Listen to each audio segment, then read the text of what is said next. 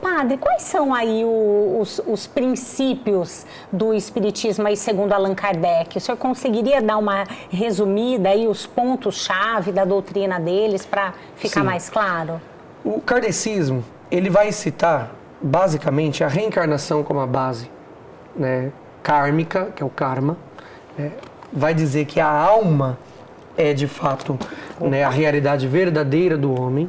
Então, o homem é a alma. A antropologia de Kardec é que o homem é a alma que está presa no seu corpo, né? É uma alma encarnada.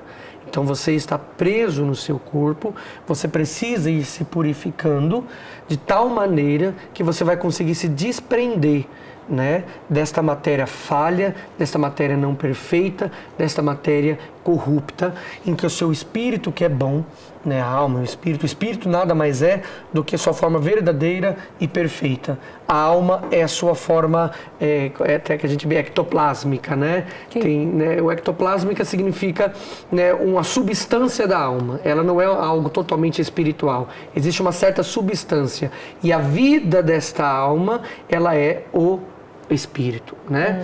Então o corpo nada mais é do que antagônico. Você estando aqui, tendo essa queda do espírito, você adquire uma certa, né, materialidade diferente, que ele não sabe explicar, ectoplásmica, que você assume então a matéria. A alma, então, é essa ligação entre a alma, o espírito e o corpo, né? E a alma precisa ser santificada através, então, das boas obras, do bom conhecimento, da bondade, e aí então você vai subir, né, para um lugar espiritual onde você vai ver a sua realidade, ver a sua vida, ver o que você fez, né, de errado, para poder entender o seu karma e ter que voltar. Então, só daí a pessoa volta e não lembra de nada, né? Volta e não lembra de nada, exatamente para... Adiantou muito. Então. Exatamente. Exatamente. Ai, desculpa, padre, mas é porque a gente precisa ir apontando essas questões, porque, assim, existe um pouco de falta de lógica também, né? E, assim... É só olhar para o número da humanidade, né? Assim, o número da humanidade deixa claro, nós crescemos cada vez mais.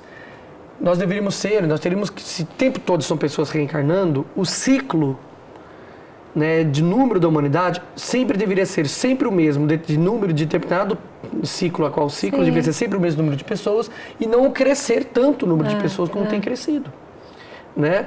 Porque não é possível que todo esse número de pessoas não está evoluindo de tantas reencarnações que já tiveram. Tem pessoas que falam que as suas vidas passadas remontam até o Antigo Egito.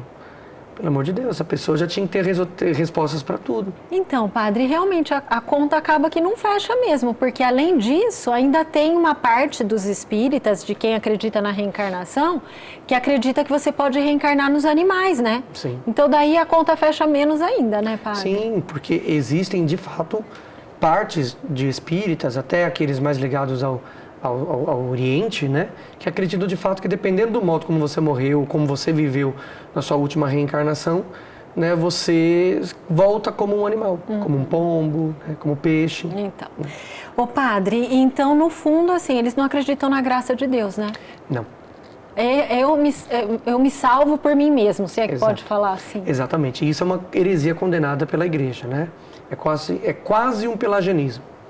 Né? O pelagianismo, que é aquela heresia que você tem que fazer várias mortificações. O pelagianismo, você é salvo pelas obras.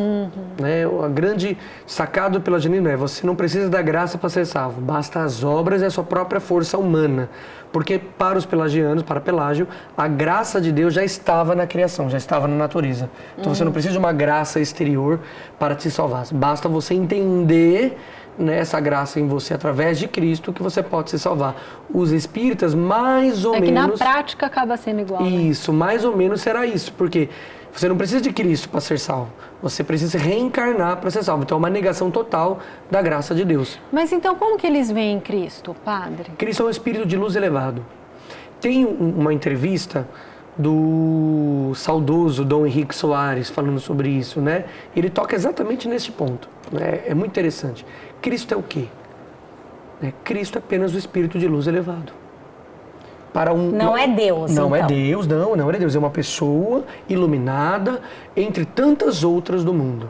Mas ele é, provavelmente, aí vai depender muito da corrente espírita que estamos falando, ele é o maior de todos, né, os encarnados e sábios de luz, os espíritos de luz. Ele é um espírito de luz extremamente elevado que decidiu, por caridade, voltar a se encarnar para ensinar a humanidade um caminho bom de se conviver. Nada mais do que isso. Que é o que muitos espíritos vão chamar de os avatares, por exemplo.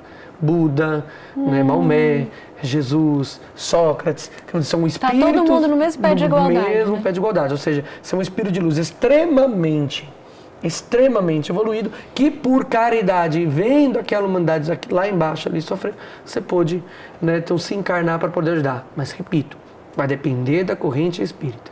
Tem corrente espírita que acredita que existe tecnologia no mundo espiritual, que pela televisãozinha você consegue ver o que está acontecendo aqui na Terra. Então, assim, é muito complexo.